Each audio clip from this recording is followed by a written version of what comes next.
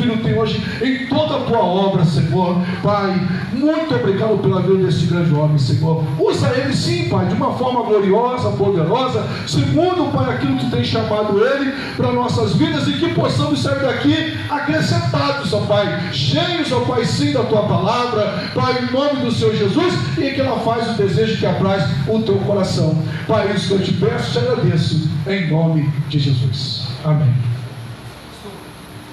Amém, graças a Deus. Gostei do grande aí, né? De tamanho não é, né? Essa aí já tiramos a dúvida nessa noite. Eu saúdo os irmãos com a paz do Senhor Jesus Cristo, amém? Amém. Graças a Deus. Antes de me apresentar, eu gostaria de fazer alguns agradecimentos. Primeiramente, agradecer a Deus, acima de todas as coisas, acima de tudo, por me trazer em paz e segurança aqui neste lar. Amém. E tenho certeza que Ele me levará novamente para o meu lar, para o meu conforto, assim como os irmãos também, debaixo da mão poderosa dele. Agradeço ao pastor Eduardo pelo convite que me foi feito. Ele fez uma ponte através do pastor Eli. Muito obrigado pela presença, muito obrigado pelo convite. E agradecer aos irmãos também pela festividade, pelo sorriso ao qual fui recebido quando adentrei aquelas portas lá. Muito obrigado pelo carinho de vocês. Eu me sinto à vontade. Vocês estão à vontade comigo? Amém. Então eu convido vocês para se assentar. Fica à vontade aí. Bom? Eu vou contar um testemunho rápido aqui, que está dentro do que vamos falar nesta noite. O pastor Eduardo, a gente já se conhece já há uns 23 anos mais ou menos, e ele foi meu professor de teologia. E isso serve para o irmão que deu exatamente esse testemunho hoje, meu jovem, presta bem atenção. Quando eu comecei, basicamente eu não sabia de nada, então ele ficava me instruindo e me ensinando. Só que como jovem que eu era, eu queria fazer tudo na pressa, porque eu achava que estava sendo inútil, porque estava aprendendo muito e não estava usando nada. Eu não tinha oportunidade. Então para que Deus me apresentou ele? Para que Deus então colocou ele no meu caminho para me ensinar? Eu só aprendia e não usufruía disso. Aí um belo dia na igreja, o apóstolo Eduardo lá, não sei o que deu nele, no meio do culto ele me chamou e diz assim, ó, a partir de amanhã você está escalado para trabalhar na portaria. Olhei bem para ele assim, falei, poxa, estudei muito para trabalhar na portaria, atender o pessoal, é para isso que o Senhor me chamou? E começava a estudar, e mais, os anos se passavam, às vezes eu fugia de casa, para ir para a casa dele para aprender, de tanta ganância que eu queria ter de conhecimento. Às vezes o telefone da casa dele tocava, vinha a esposa dele com o telefone, e ele falava assim, é para mim, Celina, não, é para o André. Aí pronto, o ouvido já chamava, porque eu não contava para minha esposa. Às vezes eu saía do trabalho, ia direto para a casa dele, e os anos foram se passando, os conhecimentos foram adquiridos, e eu trabalhando na portaria, me sentia inútil. Mas depois que eu fiz uma pergunta a ele, assim na brincadeira, e através dele Deus respondeu através dessa brincadeira. Eu falei com ele assim, demora muito para me ser um Eduardo Vigil? Com tanto conhecimento que você tem? Ele começou a rir, eu me lembro como se fosse hoje, ele abaixou a cabeça, levantou bem devagar e disse assim, vou te dar 3 conselhos. O primeiro conselho é, estuda. Aí eu pensei, para mim aprender eu preciso estudar, então eu fui estudar. Qual o segundo conselho? Continua estudando, porque sempre você vai aprender mais. Aí eu parei para olhar assim e falei, é verdade, eu tenho que estudar mais e mais. E o terceiro? Ele olhou bem sério para mim e diz assim, quando você achar que você sabe tudo, você não sabe nada, continua estudando. Então, o processo da palavra de Deus é todos os dias, é um conhecimento todos os dias. Hoje eu dou aula no seminário, sou professor de hebraico, de grego, mas muitas outras coisas. Mas antes, há 23 anos atrás, eu não podia dar aula no seminário, porque eu não sabia de nada. Eu não estava preparado para isso. Com o jovem foi a mesma coisa. Eu senti a sinceridade dele nessas palavras nessa noite. Olha a bateria aqui parada. Mas ele se esquece que Deus preparou ele lá fora primeiro.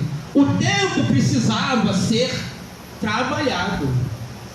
Hoje você planta para você colher amanhã. Você não planta agora para colher daqui a pouco. Passa-se um processo, e um processo muito longo, assim como foi comigo. Então, jovem, nessa noite eu quero deixar um versículo para você, que está dentro do assunto que eu vou falar hoje das primícias. Ele diz assim, ó, presta atenção: porquanto diz o Senhor, eu te ouvi no tempo oportuno e te socorri no dia da salvação. Com certeza eu te afirmo que esse é o momento propício. Agora é o dia da tua salvação. Glória a Deus.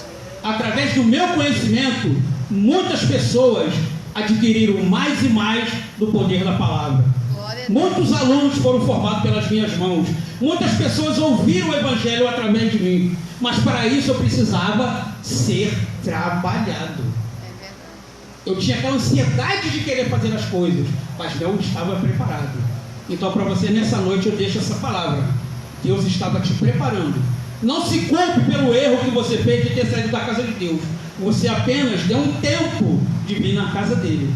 Mas com certeza Deus te buscou, e como diz o texto aqui, hoje é o dia da tua salvação. Grandes coisas Deus vai fazer nas tuas mãos, e muitas pessoas através de ti ainda vão conhecer a palavra de Deus. Glória a Deus. Bem, agora sim eu vou entrar dentro do assunto. Vamos falar sobre primícias. O que é a primícia? Qual a definição dessa palavra? O que é trazer uma oferta como trazemos na casa do Senhor hoje? Será que é importante manter esse templo aqui aberto?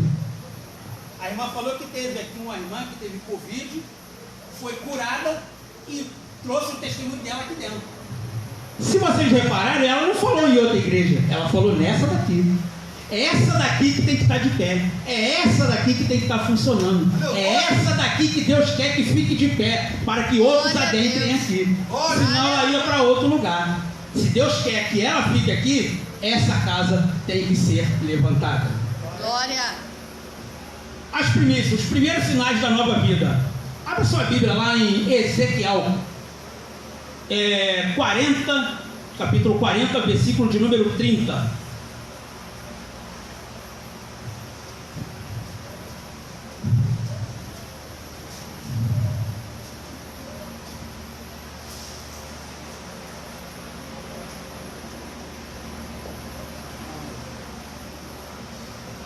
Eu acho que eu peguei o texto errado aqui, me perdoa, meus amados. Não é esse texto aqui não. Mas eu vou falar para você aqui, ó. Ele diz assim: o melhor de todos os primeiros frutos e de todas as contribuições que ofertares será de propriedade dos sacerdotes. Darás por a eles a primeira porção da tua refeição, das massas e cereais moídos, a fim de que hajam bênção sobre as vossas casas. A primeira premissa que eu quero falar para vocês, dar uma introdução muito rápida, ela diz assim: ao mencionar a necessidade de darmos honra ao Senhor em nossas finanças, a palavra do Senhor fala sobre os nossos bens e também sobre as primícias da nossa renda. Não se trata apenas de honrá-lo com os nossos bens, mas tampouco de honrá-lo apenas com a nossa renda, e sim com as primícias dessa renda.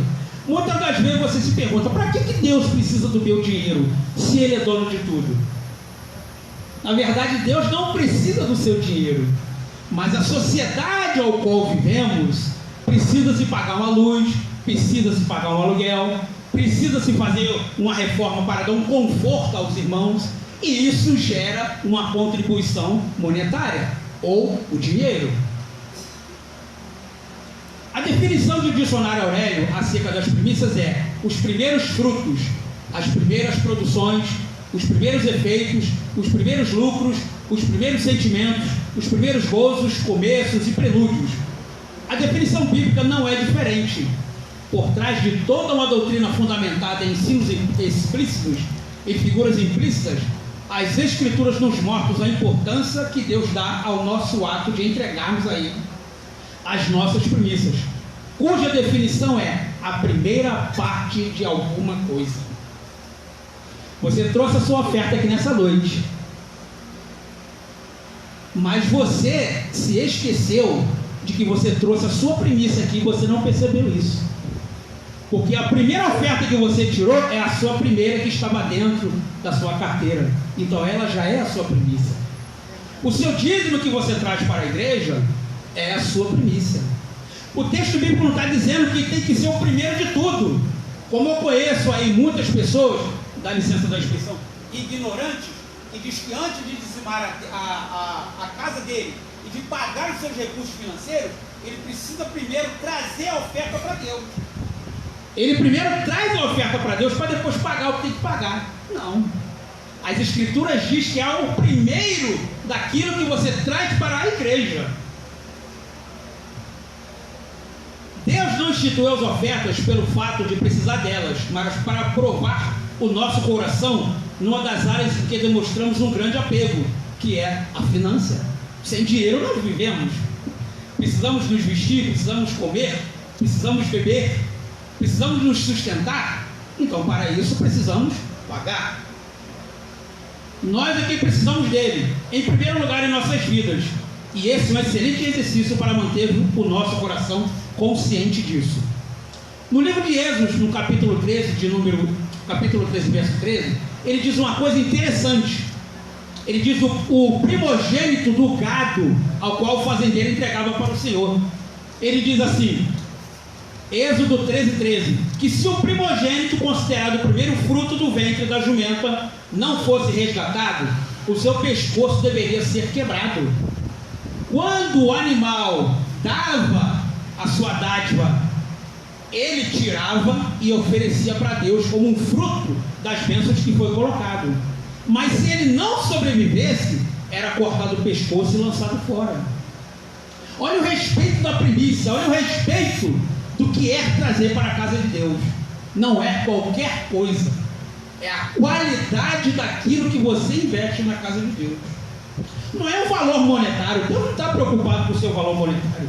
Deus está preocupado com a qualidade daquilo que você traz para a casa dele. Não com defeito, não com arrogância, mas dado com o coração.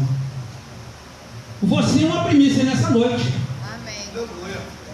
Deus te escolheu, mas não escolheu a outro. Deus escolheu você para ser luz nas trevas e mostrar a eles a verdadeira palavra e iluminar eles para que eles saiam das trevas. Você é uma primícia nessa noite. Você está se oferecendo para Deus. Você está se dando uma dádiva para o teu Senhor nesta noite. Você é uma oferta diante de Deus. Glória a Deus. Entregar ao Senhor as primícias da nossa renda é dar-lhe honra. Não é simplesmente você colocar aqui na frente. Você está dando uma dádiva daquilo que Ele te deu. Você está agraciando a Deus com a oportunidade de dizer assim: obrigado porque eu tenho para lhe ofertar. É verdade. E novamente digo que não importa valores. Como eu disse, eu sou professor de teologia e de Gênesis até Apocalipse eu nunca vi nenhum texto bíblico Deus se preocupando com valores. Deus se preocupa com o coração.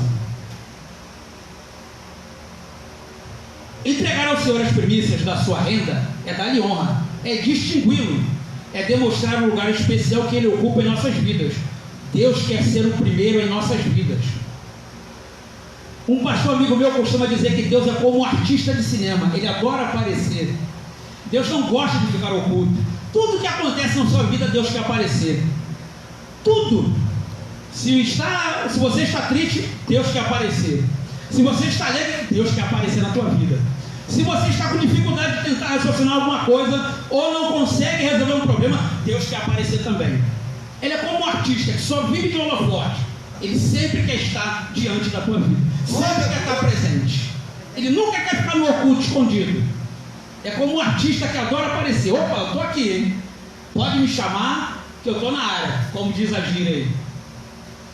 E essa é exatamente a rebelião de Satanás. Essa é a rebelião de Satanás. Por quê? Porque essa foi a tentativa de usurpação dessa posição divina. Sabe quando é que um cristão se torna uma oferta diante de Deus? É quando ele é perseguido. Quando você não é perseguido, olha, meus amados, preste atenção no que o pastor André vai dizer. Quando você não é perseguido, alguma coisa está errada. É verdade. Porque quando você é perseguido, você está se opondo ao desejo do teu inimigo. E ele quer fazer de tudo para te derrubar. Porque ele sabe que você vai alcançar o ápice da vitória e você vai ser uma pedra no sapato dele. Por isso que ele faz de tudo para te derrubar. Então, quando você está com problemas e está sendo perseguido, agradeça a Deus por isso. Porque é nessa hora que você está sendo a primícia do altar de Deus. Você está sendo um empecilho para que o inimigo faça os planos dele. Você se torna uma parede para ele. Quando você não vale nada para ele, vamos dizer, esse prelúdio, para que ele vai perseguir você? Ele já tem nas suas mãos. Mas quando você se torna uma barreira para os planos dele, aí sim você está agradando a Deus. Todo mundo aqui já ouviu falar de Pentecoste. Você sabe o que significa Pentecoste? Pentecoste quer dizer festa de colheita, festa de alegria, festa de saudação. Isso está escrito lá em Levítico, no capítulo 23, do verso 9 ao 14, ele diz assim: Deus apresenta a prescrição para a realização da festa das primícias, 2 dias após a Páscoa e 1 dia depois das festas dos pães asmos. Os pães asmos era quando Israel comeu o fruto da terra para lembrar o sofrimento que eles estavam na mão dos egípcios. Então eles comiam pão sem fermento e comeram ervas azedas para significar o que eles passaram nas mãos do faraó. No 16º dia de Nissan entre os meses mais ou menos de abril até o mês de maio, os israelitas comemorariam o dia das primícias. Essa era a terceira festa da primavera, e como as outras duas eram a representação da sua redenção. Na Páscoa comemorava-se o livramento, e na festa dos pães asmos ressaltava-se que o rompimento com o passado, e na festa das primícias festejava-se uma nova vida. Foi exatamente o que aconteceu com aquele jovem nessa noite. Houve uma alegria em nosso meio, houve uma festa no céu. Glória a Deus. Porque ele foi libertado do cativo, foi trago de volta. Essa ovelha estava perdida, mas ela foi achada. Esta ovelha estava derradeira, mas o Senhor encontrou o seu caminho. Há motivo de muita alegria. É verdade. Ele se ofereceu nesta noite como uma primícia de Deus. Ele vai ser o responsável agora para mudar vidas lá fora. Ele é o primeiro que está aqui. Através dele, outros vão ouvir a palavra de Deus. Por isso que ele é a primícia de Deus. Por isso que você é nesta noite a primícia do Senhor. Você é o primeiro de todas as coisas. Deus poderia chamar primeiro o teu irmão, a tua mãe, o teu pai, mas ele chamou você, porque você é a oferta, você é a dádiva que é colocada nesta noite para o Senhor.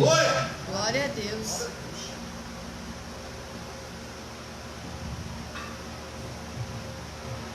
Todos estão entendendo, amém? Amém. Tá bom, então vamos continuar. Conforme as prescrições divinas, essa festa deveria ser celebrada em Nova Terra, em Canaã. Ele veio festejar na casa do Senhor. Ele não foi festejar lá fora. Alguém aqui ouviu ele dizer que ele deu testemunho lá fora? Alguém aqui ouviu dizer que ele deu testemunho na casa dele? Não, ele veio trazer agora na Nova Canaã, na casa do Senhor. Por isso que ele é a primícia. Por isso que somos a primícia. Por isso que somos os primeiros frutos da terra. Aleluia. No deserto o povo não necessitava e nem tinha condições de plantar. Mas na nova terra recebida por herança, o cultivo da terra ocorreria. Por meio dessa ocupação, o povo obteria as provisões do seu sustento. No entanto, não menos do que no deserto, Deus continuaria a demonstrar a sua graça providencial. Quando Deus chama, Ele comporta. Quando Deus chama, Ele dá. Quando Deus chama, Ele capacita. E quando Deus chama, Ele guarda. Deus tem ciúme.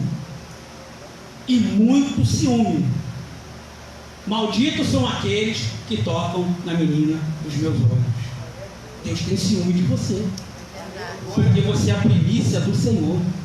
Por isso que quando você traz a sua oferta nesta noite, quando você trouxe o seu dízimo nesta noite, Deus tem ciúme daquilo que é colocado no altar dele. Tem muita gente que diz assim: eu vou trazer oferta para Deus. Digo para quê? O pastor gastar com isso, gastar com aquilo? Não existe. O que importa é o teu coração. O que importa é que você é colocado no altar de Deus. E tenho certeza que esse dinheiro vai ser muito bem empregado. Não tenho dúvida nenhuma. Glória a Deus. No início da festa das primícias, era uma comemoração simples.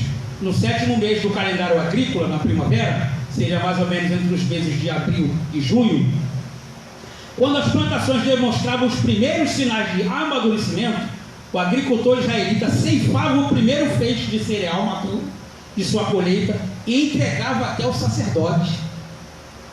O sacerdote, por sua vez, movia-o diante do Senhor, e no dia depois do sábado, em sinal de gratidão e louvor pela dádiva bondosa de Deus, essa oferta movida era acompanhada de outro holocausto de um cordeiro de 1 ano sem defeito, bem como de uma oferta de manjares constituída de 4,5 litros de flor de farinha misturado com azeite e uma oferta de libação de 1 litro de vinho. Quando era entregue a primícia na casa de Deus, havia-se uma festa. Era colhido os primeiros frutos da ceifa e era apresentada ao Senhor. Hoje, nessa noite, a festa nos céus, Glória. porque a sua primícia foi entregue no altar de Deus.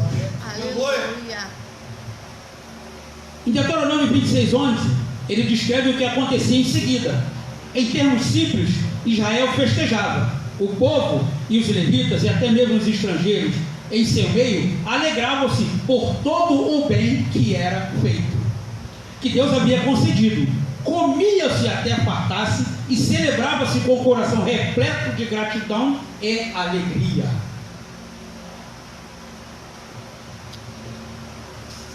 Você sabia que existe também a festa das primícias, não somente a festa da colheita? E falou o Senhor a Moisés, dizendo: fala aos filhos de Israel e dize-lhes: quando houveres entrado na terra que vos hei de dar, e fizerdes a sua colheita, então trazei um molho de primícias da vossa cega e entregai ao sacerdote. Recolherás da terra o que te dar o Senhor teu Deus, e a colocarás num cesto. Irás ao lugar que escolher o Senhor teu Deus, para lhe fazer habitar ao seu nome. Se vocês analisarem bem o texto aqui, ele está dizendo que é de primícia de sustentação. O levita não fazia parte da promessa de Deus, ele vivia da oferta e da primícia que era levado para ele. A casa de Deus aqui, como falamos, ela necessita pagar uma conta de luz, precisa pagar uma água. E quando você paga a luz, esse dinheiro vai para a Light. E a Light paga outras pessoas que trabalham para ela. E essas mesmas pessoas usam o dinheiro para fazer compra, se sustentarem outros e outros e outros. É uma rede de cadeia. A água que consumimos, também ela paga. Quando você paga a SEDAI distribui para os funcionários se sustentam comprando nos mercados, os mercados sustentam outros e outros e outros. Olha a dimensão da tua primícia monetária, como leva a grandes coisas. Imagine você sendo primícia do Senhor nesta noite, se entregando de coração e alma para pregar o Evangelho ao mundo. Glória a Deus. A carta do apóstolo São Paulo também fala da primícia das sepulturas. Você sabia que a morte também é uma primícia? Um feixe de cevada já madura, isso está em Levíticos capítulo 23, do verso 10 ao 11. Um feixe de cevada já madura é levado ao sacerdote e oferecido ao Senhor. O feixe da primeira colheita das primícias é como um símbolo de ressurreição, pois o grão havia caído na terra, morrido e produzido fruto, e brotado em vida. O feixe das primícias dava um testemunho do milagre da ressurreição. Você também é a primícia da sepultura. Você estava morto para o mundo e ressuscitou agora para a vida. Você é a primícia da morte, a primeira morte. Eis que eu estava derradeiro e agora eu achei o caminho. Por isso que você está na casa do Senhor. Essa é a premissa da tua morte. Devemos diferenciar entre a ressurreição dos mortos e a ressurreição dentre os mortos. Os judeus entendiam que haveria uma ressurreição dos mortos. O Senhor Jesus ensinou isso em Mateus capítulo 22, do verso 23 ao 33. E Paulo também declarou a mesma verdade no livro de Atos dos Apóstolos e no 1 Coríntios. Haverá uma ressurreição dos mortos, porém nem todos ressuscitarão ao mesmo tempo. Quando o Senhor Jesus ressuscitou, não foi a ressurreição dos mortos, e sim uma ressurreição dentre os mortos. Os santos do Antigo Testamento não ressuscitaram em sua totalidade. Esta frase, a ressurreição dentre os mortos, é repetida após vezes no Novo Testamento. Tem os textos bíblicos aqui. É interessante notar que a expressão no verso 10, o molho das primícias, ou a primeira colheita que era retirado, encontra-se no singular, enquanto que no verso 17 nós vemos as primícias no plural. O molho das primícias fala de Cristo, enquanto que no plural as primícias fala de nós, os cristãos, os crentes do Senhor. As duas palavras são distintas. Os molhos da primícia significa o primeiro, a posição, o principal, a cabeça, o soberano, o cume, o ponto mais alto, o superior, que é a Cristo. Assim, esta palavra tem em vista o que é de melhor, o mais elevado em posição. Jesus não foi a primeira pessoa a ressuscitar, mas ninguém ressuscitou como ele, porque ele foi e vive novamente. Glória a Deus, é verdade. Por isso que na Igreja Católica, nós poderíamos, se fôssemos ignorantes, claro que não podemos usar dessa forma, poderíamos perguntar ao padre: quem é aquele que está lá na cruz? Porque aquele que está na cruz está morto. O nosso Senhor, ele está vivo. É verdade. Ele não está mais colocado na cruz. É verdade. Ele é a primícia da primeira ressurreição, Glória a a primícia da sepultura. Deus. É verdade. Assim, essas palavras têm em vista o que é de melhor, o mais elevado em posição. Jesus não foi a primeira pessoa a ressuscitar, mas ninguém ressuscitou como ele. Ele é o único e singular, e é a preeminência, é primeiro de todas as coisas. Pertence a ele e todas as esferas. Outras pessoas foram ressuscitadas pelo poder do Senhor, mas Cristo ressuscitou pelo seu próprio poder. Os outros foram ressuscitados, mas tornaram-se a morrer novamente em vida. Significa romper do ventre. O vocábulo primícia é usado no livro de Levíticos, no capítulo 23, no verso 17. A primogenitura, dar a luz ao primogênito. A partir do momento que Deus criou você como ser humano, como filho dele, como imagem e semelhança, você é a primícia da terra. E não existe no mundo uma outra obra mais perfeita do que o ser humano. Qualidades são de cada um, mas perfeição somente ele que faz. Por isso que nós somos a primícia, por isso que nós saímos do ventre, por isso que nós saímos daquilo que ele nos chamou.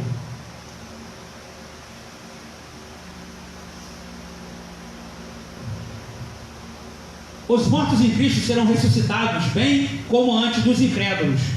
Os mortos em Cristo terão parte na primeira ressurreição, que são as primícias do Senhor. As duas palavras são usadas no mesmo versículo. Os primeiros ou as primícias, falando de Cristo. Cristo como as primícias. E os frutos ou as primícias, falando dos cristãos, depois os que são de Cristo na sua vinda. Mas de fato Cristo ressuscitou dentre os mortos e foi feito as primícias daquele que dorme. Porque assim como a morte veio por um homem, também a ressurreição dos mortos veio por causa de um homem. Mas cada um por sua ordem. Cristo as primícias, depois os que são de Cristo e depois aqueles que estão na sua vinda. Depois virá o fim, quando tiver entregado o reino ao Deus, ao Pai, e quando houver aniquilado todo o império e toda a potestade de suas forças. As obras da carne e o fruto do Espírito. Você sabia que o teu evangelho, aquilo que você prega, aquilo que você fala, é uma primícia também? Você está plantando uma semente, você está tratando daquela semente. O resultado você só colhe depois. O que é interessante é que quando você planta, você não domina a natureza, você apenas planta e trata. Quem trata da natureza para que aquela semente vire uma árvore é Deus. Mas o primeiro passo tem que ser feito por você. Você é a primícia das palavras, você é a primícia da carne, você é a primícia do fruto do Espírito. Por isso que ele diz: digo, porém, andai em espíritos e não cumprireis a concupiscências da carne. Porque a carne cobiça contra o espírito, e o espírito contra a carne, e esses se opõem-se uns aos outros, para que não façais o que quereis. Mas se sois guiados pelo espírito, já estão debaixo da lei, debaixo da palavra. Não existe desviado, existe aquele que nunca ouviu a verdade. Conhecereis a verdade, e a verdade vos libertará. Me perdoa, se você não foi liberto pela palavra, você nunca conheceu ela. Você se desviou, você ouviu, você não prestou atenção. Mas quando verdadeiramente você ouve a palavra e deixa o fruto do Espírito germinar dentro de você, você se torna a primícia do fruto do Senhor. Aleluia. Quando você planta uma semente, dependendo do tamanho dela, você tem noção do que aquilo possa trazer? Se você olha hoje uma árvore frondosa, cheia de frutos, você imaginou que aquela árvore que você viu foi uma semente pequena? E você sabia que daquele fruto ela vai gerar outra semente, que é plantada, que vai fazer e gerar a mesma coisa? As suas palavras e o fruto do teu espírito também dão testemunhos como a árvore. Porque a cada palavra que você fala, ela frutifica para outras pessoas. Porque as obras da carne são manifestas, as quais são a prostituição, a impureza, a lascívia, a idolatria, feitiçarias, inimizades, porfias, emulações, iras, pelejas, dissensões, heresias, invejas, homicídios, bebedices, glutonarias e coisas semelhantes a essas, acerca dos quais vos declaro, Paulo dizendo, como já antes vos disse, que os que cometem tais coisas não herdarão o reino de Deus. Por isso que estamos aqui, para pregar a palavra e o evangelho do Senhor. Mas o fruto do Espírito é amor, gozo, paz, longanimidade, benignidade, bondade, fé, mansidão, temperança, e contra essas coisas há uma lei, chamado Jesus Cristo, o Salvador. Se vivermos em Espírito, andemos também no Espírito, e não sejamos cobiçosos de vanglórias, irritando-se uns aos outros, e invejando-se uns aos outros. E que sinais dessas primícias você tem como retorno? Muitas vezes você talvez esteja pensando, igual eu pensava lá atrás, pastor Eduardo, eu estou estudando e não aconteceu nada, não consigo dar aula, ninguém me chama. Será que você tem orado por aquela pessoa? E você olha pelos seus olhos, caramba, aquela pessoa continua a mesma coisa, continua orando e parece que não acontece nada? Talvez pelos seus olhos, talvez você não esteja vendo, mas Deus está trabalhando e depois Ele mostra exatamente o teu fruto para você colher. Como eu disse, você planta uma árvore hoje, daqui a 15 ou 20 dias, que você vai usufruir da sombra gostosa que ela tem, você vai usufruir do oxigênio que ela vai mandar para você, você vai usufruir do fruto doce que ela vai te dar. Talvez você olhe para aquela árvore, poxa, eu plantei ela agora, está demorando para crescer, mas Deus está trabalhando. Aleluia! Olha os sinais de esperança que há entre nós. A festa das primícias não era apenas uma celebração de ação de graças. Apesar de Israel ser de fato agradecido pelas safras abundantes que haveria crescido nos campos ao longo dos meses, a festa das primícias possui um sentido espiritual. Israel apresentava feixes de cereais novos, uma oferta que trazia em seu cerne sinais de esperança de uma nova vida. Eles não só entregavam as primícias diante de Deus como agradecimento do amor colheita, eles entregavam as primícias e a oferta diante de Deus, sabendo que no outro ano Deus se agradaria do que ele trouxe ao altar de Deus e multiplicaria novamente, e assim seria sucessivamente. Esse modo de abordar a festa da colheita com o olhar voltado para o futuro exigiria fé. Sem fé é impossível agradar a Deus. Você sabe o que é fé? É uma palavra hebraica e grega. A palavra hebraica quer dizer emuná, e grega quer dizer pistes. No sentido literal, ela quer dizer aquilo que não existe. Ah, mas como assim aquilo que não existe? Você não vê, mas está acontecendo. Você não vê no momento que você quer, mas Deus está trabalhando. Você talvez não consiga alcançar que aquilo seja muito grande para você, mas Deus já está olhando que aquilo é para você. Como diz aí, Deus não te chamou para ser cauda, para arrastar. Deus te chamou para ser cabeça. Por isso que a fé é o firme fundamento daquilo que não se vê. Você não consegue enxergar. Mas será que eu vou ser isso tudo? Será que eu vou conseguir aquilo? É porque você não está enxergando. E isso é bom. Porque aí você está demonstrando a sua fé. Porque não é você que está vendo, é Deus que está olhando adiante de você. O pastor Vidil falou que foi militar. E ele sabe muito bem que o melhor lugar de estratégia é o lugar alto. Porque se vê tudo. Engraçado que Deus está no alto e você está aqui embaixo. Quem tem a melhor visão do futuro? É você ou é Deus?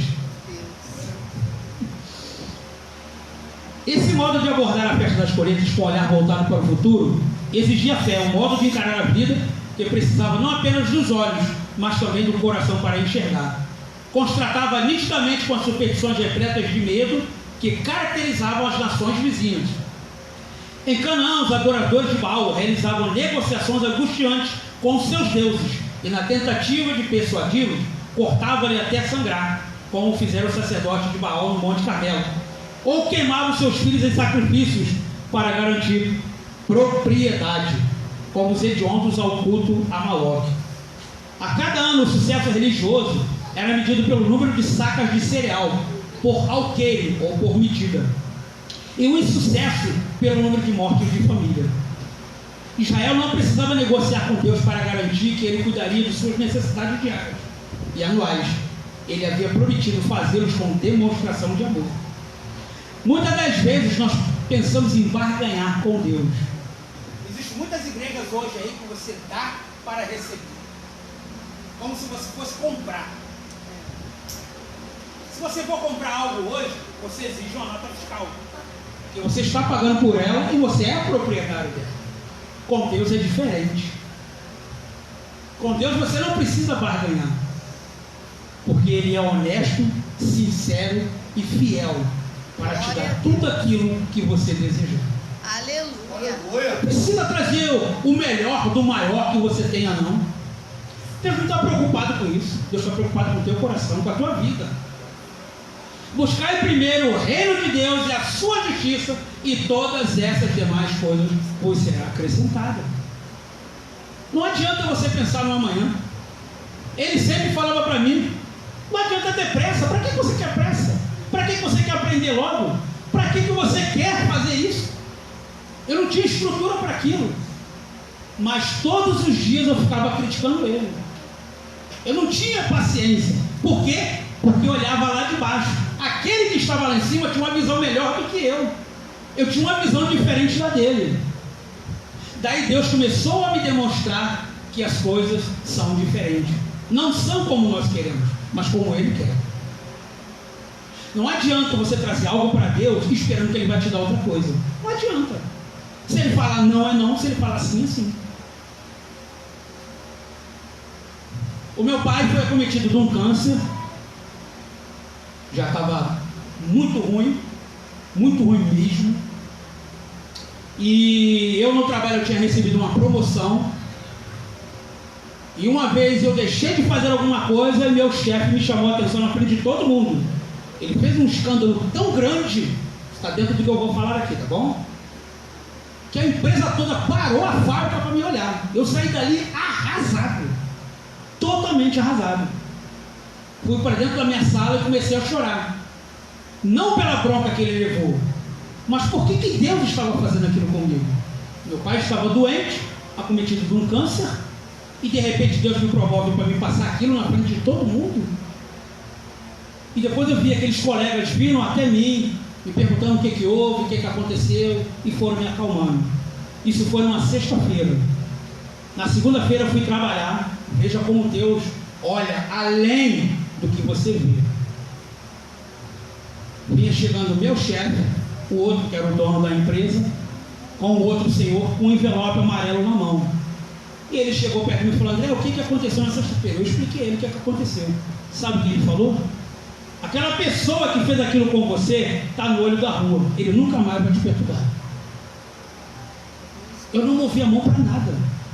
Eu não precisei levar nada para Deus para barganhar ele. E agora, Deus? Aí, ó, mostra agora o teu poder. Se eu sou homem de fé mesmo, agora. Mas faltava uma pessoa. E eu ainda não me tinha me acometido daquilo que Deus falou.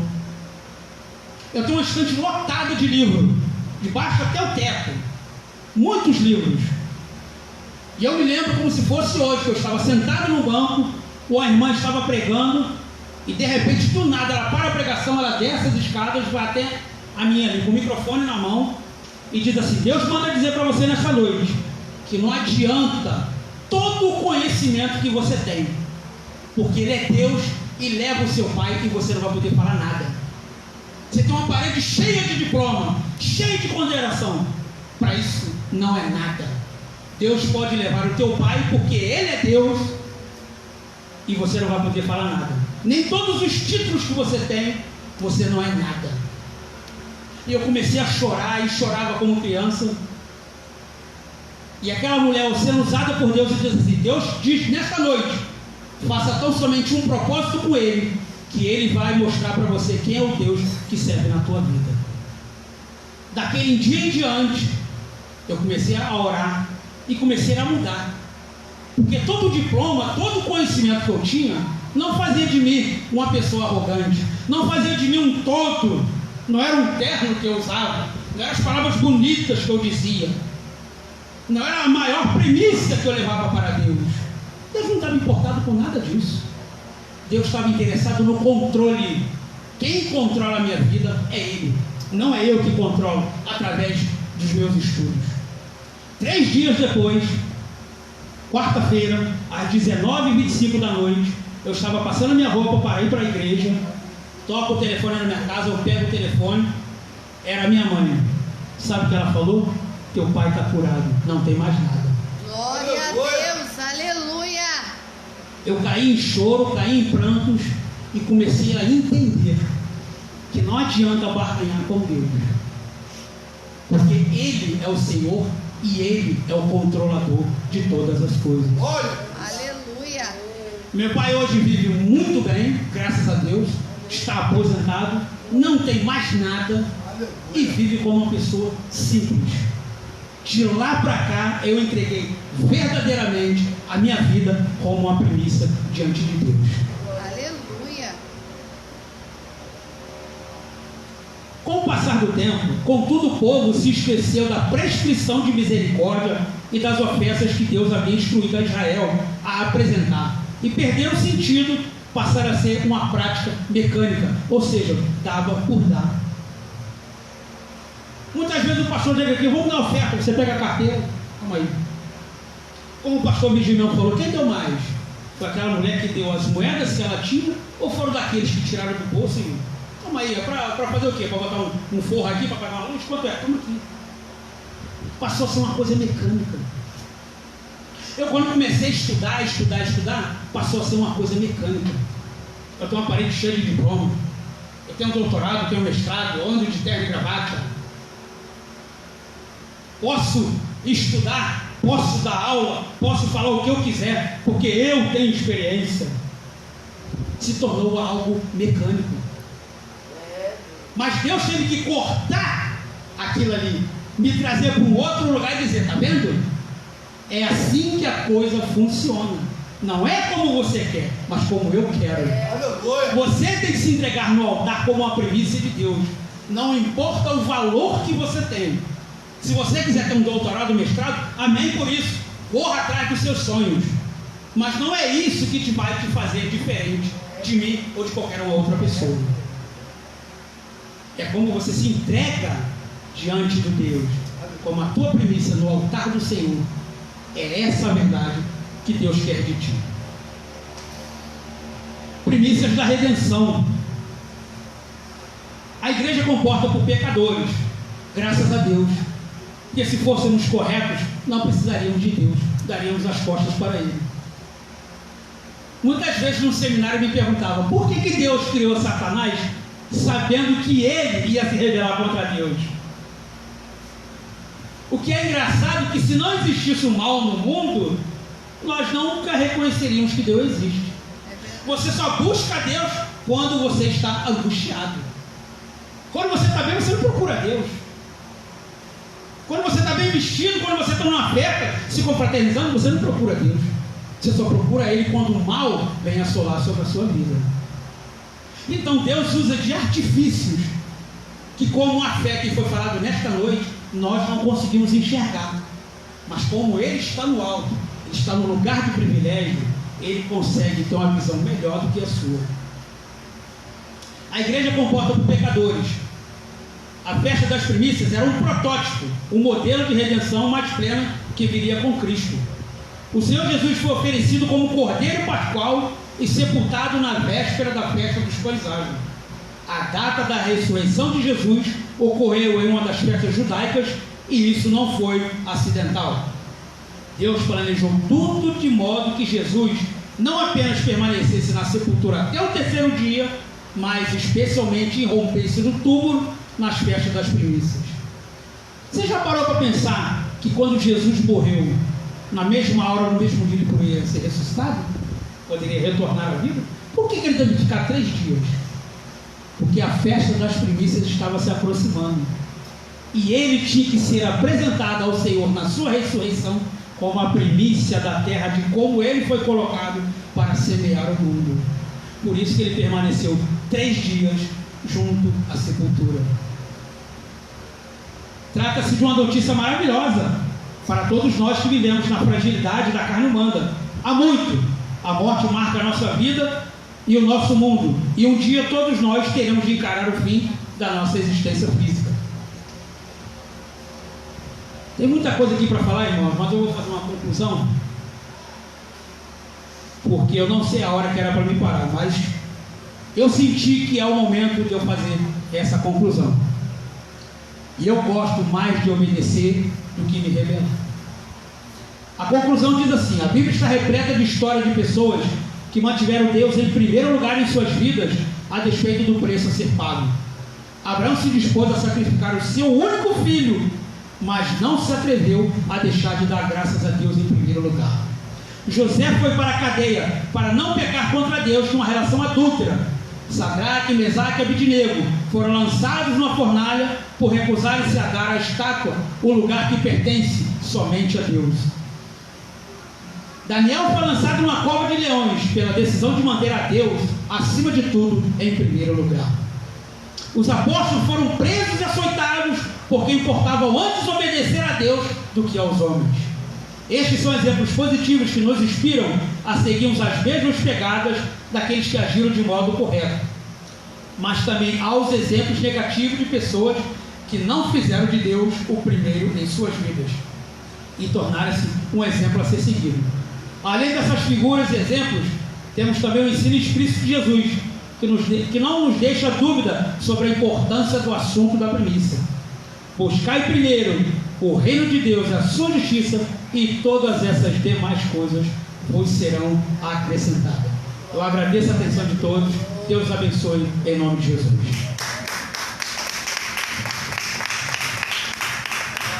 Amém. Glória a Deus.